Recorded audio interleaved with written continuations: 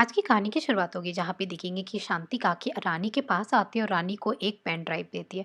रानी pen drive लेके बहुत ज़्यादा खुश हो जाती है और यहाँ वीर पहुँच जाते हैं। वीर को ही पता चलता है कि शांति काकी ने वापस राजावत हाउस में ज्वाइन कर लिया और ये जानकर खुशी होता है। वीर रानी से कहता है मैं भी आपके साथ जाऊँगा सब्जी लाने के लिए। यहाँ पे देखेंगे कि नंदिनी को चंपा की और जय सिंह की सच्चाई पता चल जाएगी। नंदिनी बिल्कुल चौंक जाएगी। जय सिंह नंदिनी के सामने चंपा के हाथों में किस कर रहा होता है, चंपा के साथ रोमांस कर रहा होता है और नंदिनी को बहुत ज़्यादा झगड़ा कर रहा होता है और बहुत डांट रहा होता है। नंदिनी बस रोई जा रही होती है। ये देखकर जय सिंह और चंपा की सच्चाई तो कुछ और ही है। यहाँ पे दोनों एक दूसरे को देख देख कर रोमांस कर रहे होते हैं। वो उसको संभाल रहा होता है, वो इसको संभाल रही होती है। सब कुछ नंदिनी के सामने करते हैं। नंदिनी बिल्कुल टूट जाती है और कहती है बिल्कुल सही कहा था भाई और भाभी ने। तभी वो उसके पास जाती है, जय को खींचती है और कहती है आपकी हिम्मत कैसी है मेरे साथ ऐसे करने की।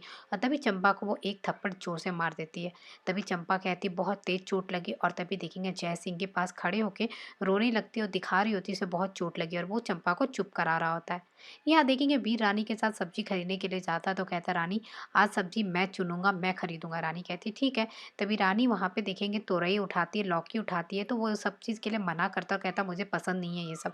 तभी वहां पे वो देखेंगे खरीदता है ब्रोकली, मशरूम, कॉर्न, वो महंगी महंगी सब्जियां चूज कर लेता है और तभी पूछता है टोटल बिल कितना हुआ। तभी वो बताते हैं कि टोटल 2,000 रुपये हुआ। वीर ये सुनकर चौंक जाता है और कहता है इतनी सी सब्जी की 2,000 रुपये। तभी रानी कहती है हाँ।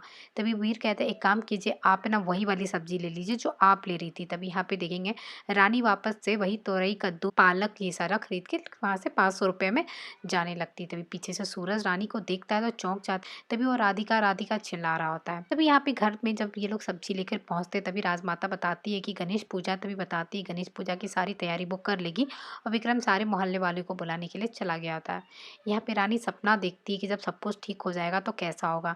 तभी यहाँ पे सोच रही होती कि ये जो है विजया वो दासी बन के रानी साहब की पैर दबा रही होगी और सूरज पोछा लगा रहा होगा। ये सब कुछ सोच रही होती है। तभी वो हंस रही होती है। तभी रानी सोचती है कि अब उसे अपना काम खत्म कर लेना चाहिए तो जल्दी से जाकर सूरज को ट्यूशन पढ़ा देती हूँ। यहाँ पे देखेंगे सूरज कमरे को बंद कर लिया होता है और सामान अंदर तोड़ रहा होता है। उसकी माँ उसे खोलने के लिए बोल रही होती है। फिर रानी घर पहुंचती पूछती क्या हुआ। तभी विजया गुस्सा हो जाती, रानी का गला पकड़ लेती और कहती जो कुछ भी हुआ ना लड़की सब तुम्हारी वजह से हुआ। तभी कहती मैंने क्या किया। तभी कहती क्या किया। उस रजावत के बच्चे के साथ मार्केट में घूम रही थी, सब्जी खरीद रही थी और रानी का गला बहुत ज्यादा दबने लगता है। तभी सूरज कहता माँ माँ छोड़ दीजिए उसे। बाहर निकलता है और तभी कहता माई अब क्या कह रही है, मेरी ही गलती होगी, मैंने ही कुछ गलत समझ लिया होगा। तभी वो कहती मुझे आप बोलने ही नहीं दे रही, मैं कैसे बताऊं कि मैं बस मार्केट गई थी तभी वहां पे मैंने उनको देखा। वो तभी वो सब्जी नहीं खरीद पा रहे थे। आज तक उन लोगों ने ऐसे सब्जी नहीं खरीदा ना, उन्हें खरीदना नहीं आ रहा था। मैंने थोड़ी हेल्प कर दी और मेरी बस यही गलती थी। किसी की हेल्प करो और इतना सुनो, मैंने कभी सोचा ही नहीं। तब से मैं किसी की हेल्प ही नहीं करूंगी और आप अपने लिए कोई नई मास्टर नहीं रख लीजिएगा, मैं जा रही हूँ। तभी सूरज कहता नहीं नहीं राधिका जी आप कहाँ जा रही हैं। तभी वहां पे अपनी माँ से कहता माँ इसे रोको ना। तभी वहां पे देखेंगे विजया से रोकती और कहती मास्तरनी रुक जाओ और कहती है कि सुनो आज के बाद उस रजावत के फैमिली से कोई मतलब मत रखना, समझ गई।